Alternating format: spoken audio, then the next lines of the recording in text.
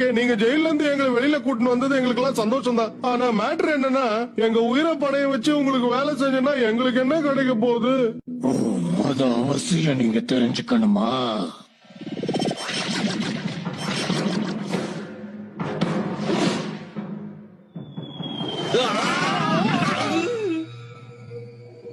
ஒண்ணு ஆகல. நாங்க எப்ப வேலைய ஆரம்பிக்கணும்? என்ன வேலை செய்யணும்?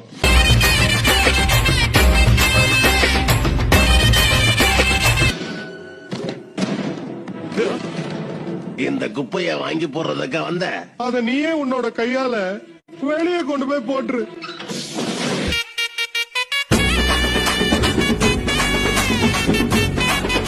டேய் ஜாக்கி, சரி போறேன். தாராளமா. Tata bye.